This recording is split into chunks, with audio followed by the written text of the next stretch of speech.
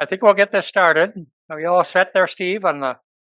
I want to thank everybody for showing up for this, I guess, annual uh, candidates forum for the board of directors. So I want to thank the people that showed up here and the people on Zoom for dialing in. I want to thank, I'm Paul Grangs. I'm the chairman of this ad hoc committee nominations. And I have my people that I worked with here were both Joanne. So Joanne Paymar, Joanne Anderson, and they did a good job. And I had the liaison help from Jane. She was great. I think we'll get started on what we're going to do. I guess we'll ask for. I'm going to ask for opening comments from each of the candidates. I should also thank them for volunteering, especially. It's Tom and Ron, and so I'd like Tom. Maybe you can start with an opening statement.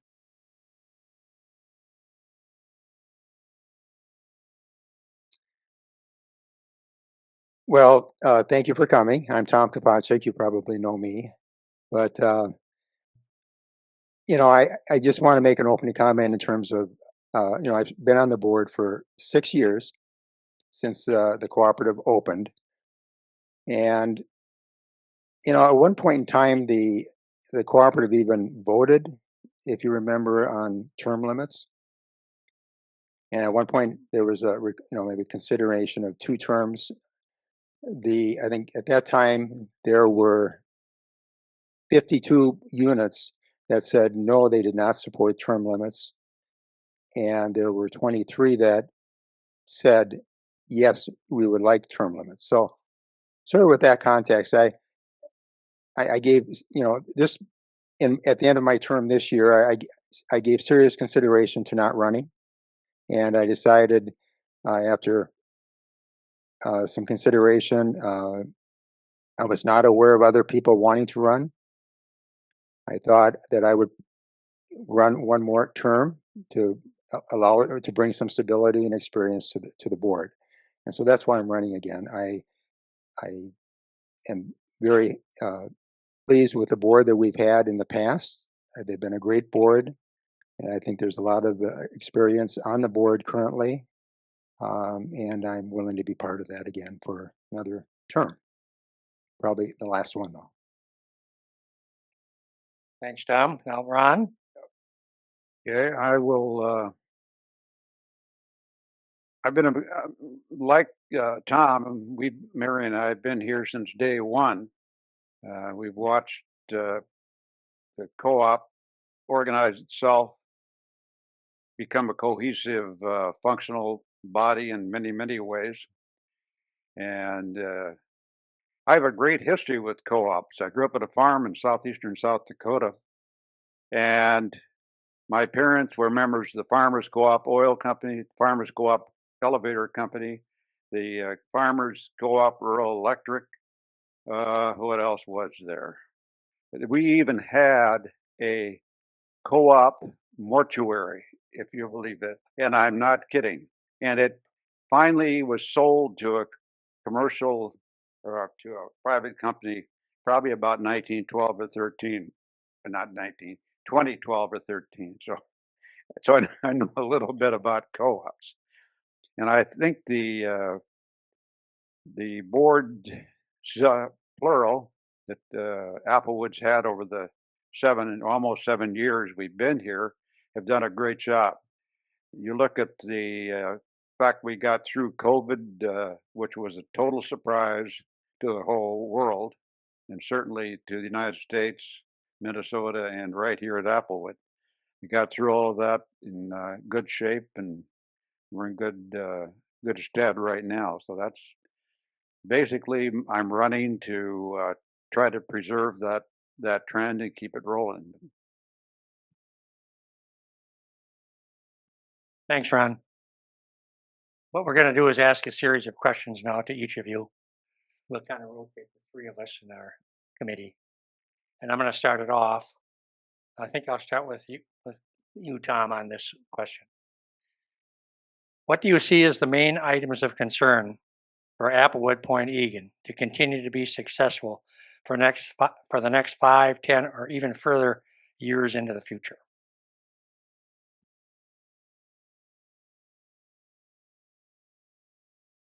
Well, I think there's a couple of different things that are paramount.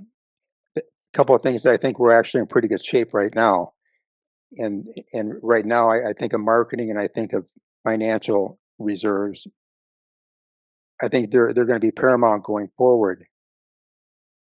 From a marketing standpoint, I think we've done an excellent job with marketing our cooperative.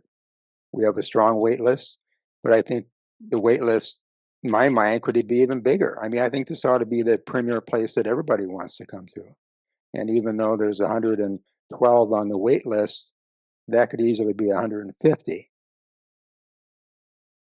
So I support marketing efforts here, and whether it be in the budget or whether it be all the activities that we do here from a marketing standpoint.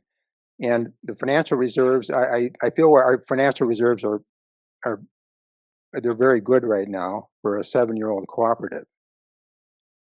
The key will be to keep that in place, that we can move forward and say that our reserves are strong, because at one point in time, the building is going to need a lot more attention than it's been needed up to this point, and we're going to have the reserves for that. But in my mind, probably one of the biggest things is the fact that our population here is aging, and we can't do much about that, can we? But I think about that, and even we've got the committees that are coming up this year, and we need people to run for the committees.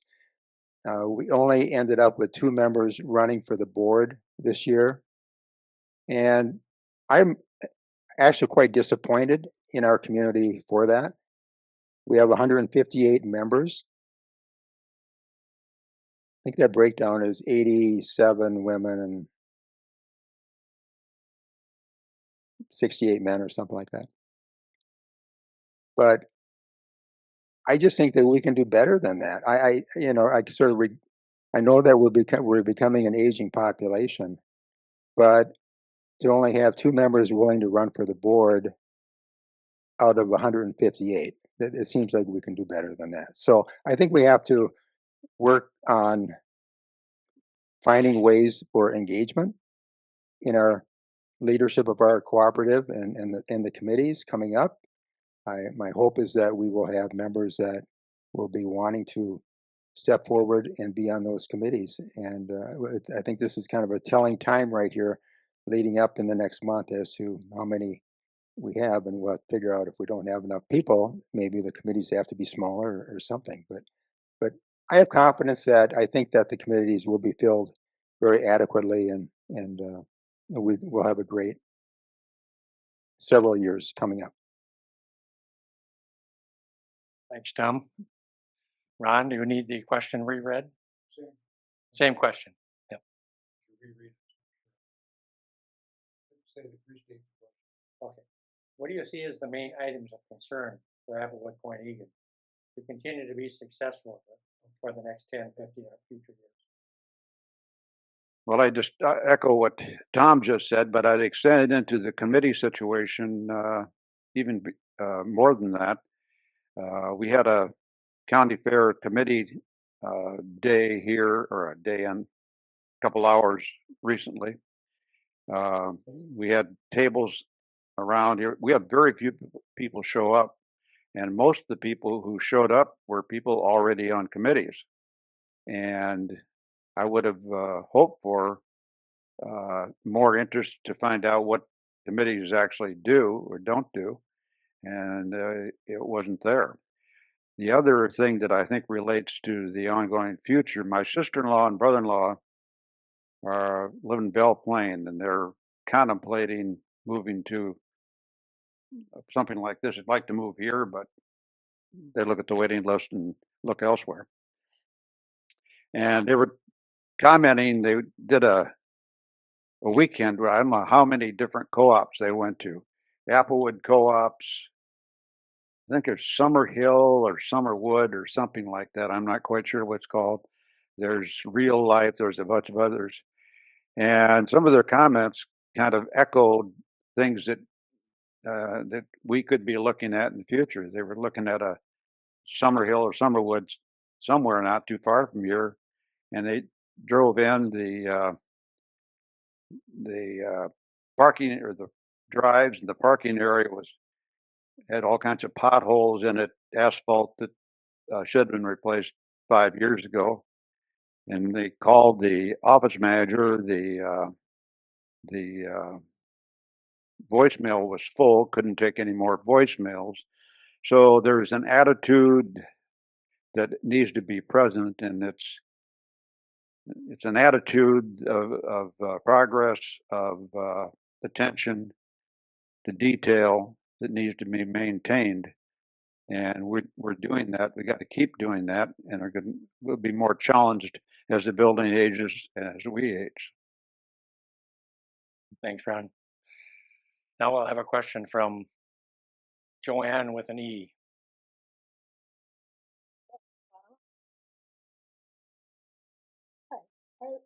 Ron, are there any hobbies or leisure activities that would be beneficial to you as a board member? Hobbies are Leisure activities that will be benefit to the board. with being a board member? That's a question I had not contemplated.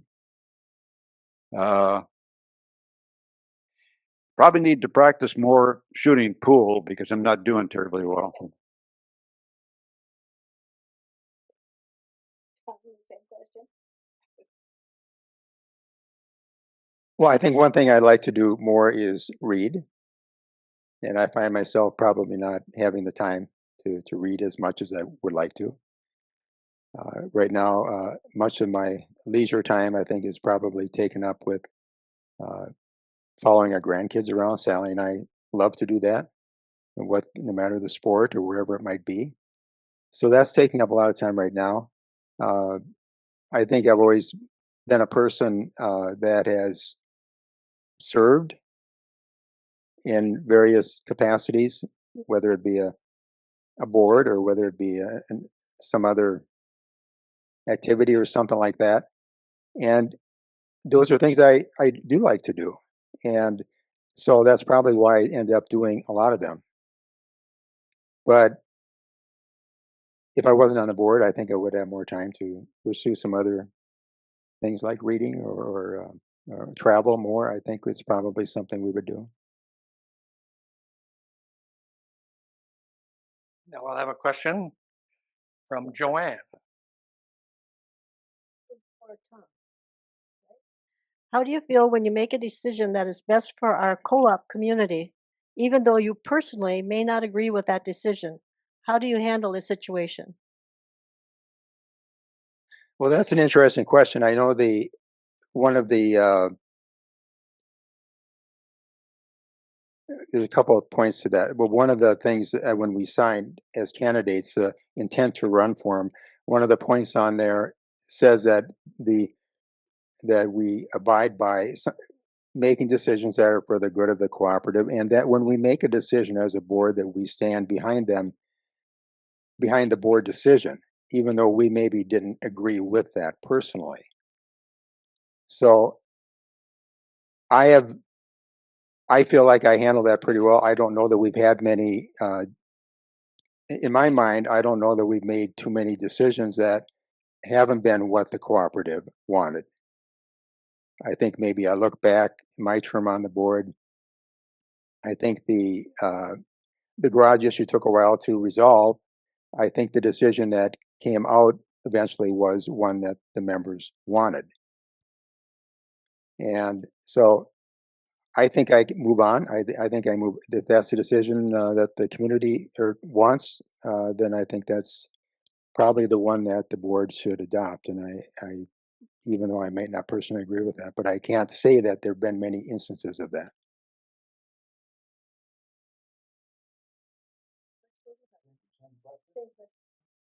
Well, decisions have to be made. They need to be made, and probably the worst thing it can possibly do is defer and delay and squabble about a decision. You need to make the decision. At some point, there's a quorum present, votes are taken, and when the decision comes down, you have to support it, even if you don't agree with it. But I think you have to agree with it in a positive manner, even though you don't necessarily follow the line of thinking.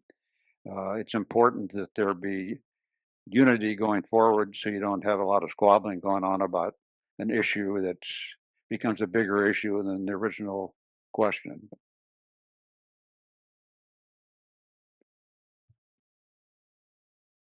Okay, I think I'll start with Tom on this. I think I'll start with Ron on this. You'll alternate it. You always get the first one. This is for you, Ron.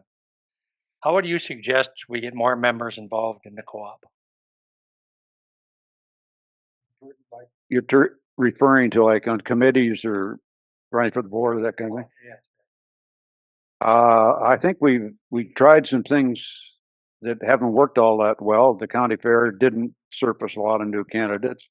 So I think we have to go out and start talking to people one-on-one and trying to come up with the objections they've got to becoming a part of a committee or doing some activity and try to deal with those. And because I think we've got to do more one-on-one because the others have not yielded what we want.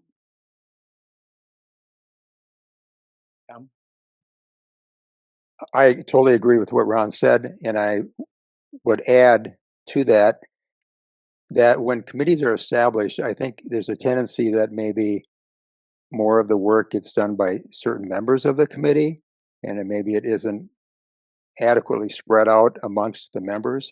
Maybe there can be more definition of committee members, that maybe this member is in charge of these kinds of things, or this one's in charge of these kinds of things, to give them more of a leadership role in that committee to handle those things, but still, bring everything to the committee. But maybe if there's an event happening, that person's in charge of it. But then I think they can go out and find then other people in the community who aren't on the committee to help with that activity. And we're doing some of that now. I know there's sign-up sheets out on the table out here for those kinds of activities, and we need to ask people. And I think that studies have shown that people become more involved when they're asked. And if you just put a sign-up sheet out, or if you just put a request out, they're probably not going to do it unless you go there and ask them. And I think that's what we have to do. Joanne?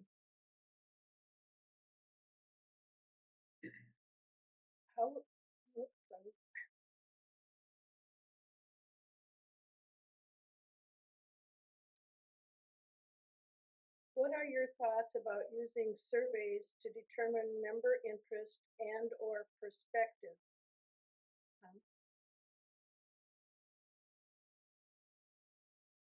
Well, I know the board over the past 6 years has done some member interest surveys. I happen to like them. We have to remember that this is a cooperative. The members elect a board of directors. The directors end up making decisions, but we can't exclude members from the process. I think we need to know what they're thinking. And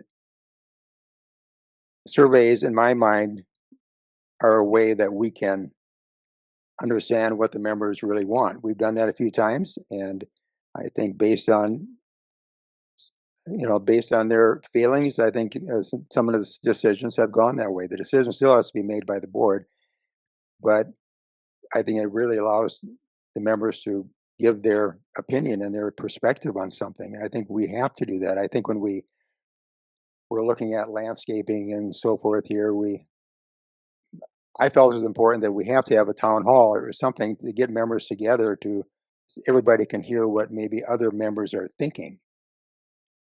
not just the board. And I think we will need to do more of that. I think we have had more town halls in the past, and we need more of those. And we probably need more just to ask the members in the form of a survey too on how they feel about certain things. Same question. Well, I believe in using surveys, but I also believe that you have to be careful on what you survey and how you survey. There's certain questions that it's tough to get an answer to a survey from an audience. The question's got to be simple and direct. It can't be a question without. I'm not trying to can come up with a good explanation, but certain questions really don't survey well. Those kind of questions, you might look at a focus group. Take 5 or 6 people and get them in a group and talk to them and find out because the questions they're going to ask will eventually get you to the point where you might come up with questions you can actually ask in a survey and get an answer to. But they can be misleading. They can also be very effective.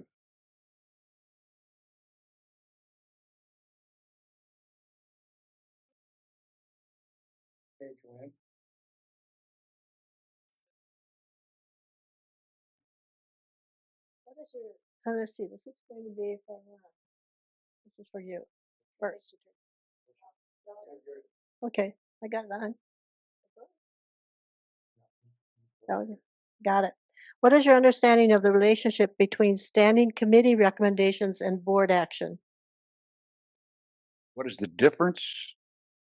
What is your understanding of the relationship between standing committees' recommendations Standing committees. and the board actions? Standing committees are their primary. Recommendations. The primary function of a standing committee is to, well, there's a charter for the standing committee, and there's, I guess you'd call them duties that they're supposed to maintain and perform. But they also make recommendations to the board on issues that are either they surface or the board surfaces and asks the committee for recommendations on. The decision, though, rests with the board. And when the board makes the decision then is made.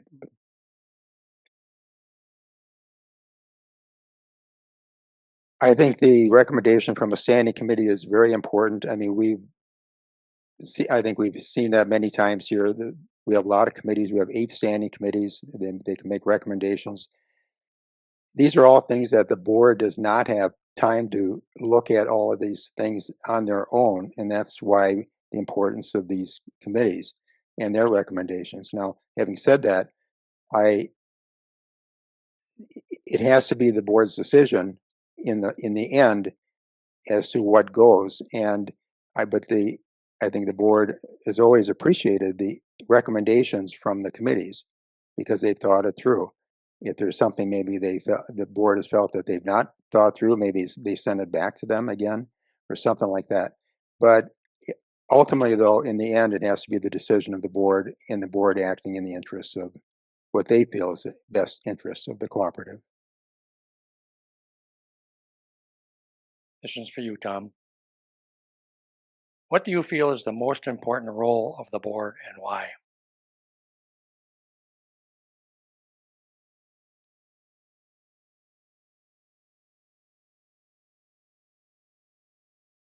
Well, I think there are probably a couple of things, but certainly the board has to maintain the overall, put it this way, make decisions that affect the financial well-being of the cooperative. I think that's probably paramount. And if you don't have good financial decisions, then the cooperative is going to run amok, and we're going to be in trouble. But certainly setting direction for how operations are done here, whether it be a policy or whether it be overall direction of the marketing or something like that. I mean, we've got committees for these things, but ultimately those have to be is setting the overall direction of the community, and it has to be what I feel moving in the right direction, moving forward as a community, not backwards. And we have to promote unity within, and we have to get involvement within. And I think the board has all of those things are responsibilities, but I think probably overall is setting the main decision probably center probably around the financial well-being of the cooperative. Well, I agree with what Tom just said, but I would also add that probably equally important is the long-term future of the co-op. Some of these things you're talking about and the financial management of the co-op certainly are going to affect the long-term uh, situation for the cooperative. But in terms of maintaining the quality of the building, keeping things up to date, and as attractive as it can possibly be, is what is going to be needed to keep the co-op strong 5, 10, 15, 20 years out as aging occurs and all the other bad things happen. Thanks. That concludes the questions that we had prepared. And I'd like to thank both of you. Your responses were very informative, especially to some of us that have not been here for a long time. A lot of information there. So we would like to ask each of you to make closing comments. Start with you. I think as a closing comment, I would just say that uh, it's both a privilege and an honor to serve on the board here at Applewood. I have enjoyed it. Not everybody agrees with things that the board does, but I think that overall, I think that we've made decisions that have been good. I would like the opportunity again to serve for one last term, and I appreciate the opportunity to talk to you today about that. And I would encourage that members to think about this in another year. I mean, we need interest in the board, I believe, and interest in our committees as well. So I really want to encourage people to think about how they can serve this community as well, from a governance standpoint and committee standpoint. Well, I've enjoyed working on, I haven't been on the board, but I've enjoyed working on the 3 different committees that I've been involved with: grounds, marketing, and policies and procedures. I have to admit, though, policies and procedures, boy, uh, it's a lot of reading and a lot of nitpicking of words, but it's an important committee. But I've enjoyed all of that, and what you've learned is you learn a lot about people and what they're thinking, how they view things are going on here. So I urge all of you to find a committee if you aren't already on one, and get involved because you'll enjoy it. Well, I think we've got 2 excellent candidates coming up. We look forward to the election, and I think we should give them all a hearty round of applause.